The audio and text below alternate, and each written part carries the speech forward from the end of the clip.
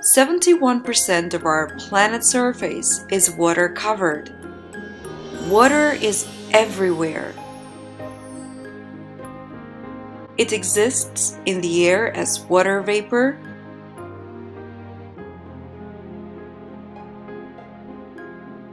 in rivers and ice caps, in lakes and glaciers, in the ground as soil moisture, even in plants and our bodies.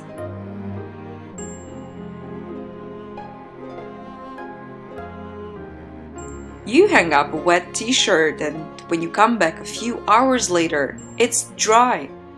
You have certainly seen water ponds levels going down, but where did the missing water go?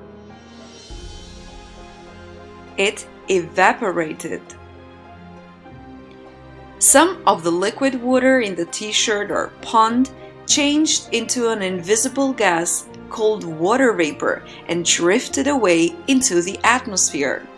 Similarly, with oceans, lakes, rivers, swimming pools, and more, the same thing is constantly happening all around us and everywhere. Water is in contact with air. When water molecules get extra energy from a heat source, such as the sun, liquid water changes into a gas, which then escapes from the liquid water.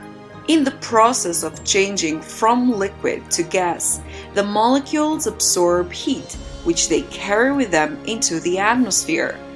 On their way to the atmosphere, the water molecules combine with tiny particles of dust and smoke to form what are commonly known as cloud droplets, a large accumulation of which creates clouds.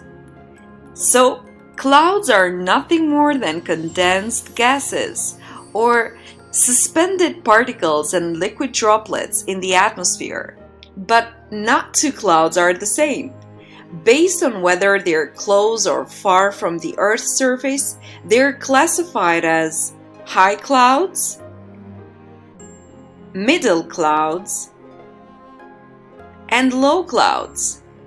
Low-level clouds are the ones to cause rain and snow and other serious storms, such as tornadoes, lightning, and hailstones. Two examples of these clouds are the Nimbostratus clouds and the Cumulonimbus clouds. Also, clouds vary in color. Some look white and others gray. They are white when they reflect the light of the sun, and they look gray when there's either too many of them, which form shadows and eventually makes them look gray, or they might be filled with water that makes it impossible to reflect light. When you look up in a sky full of clouds, you can hardly tell the clouds are moving.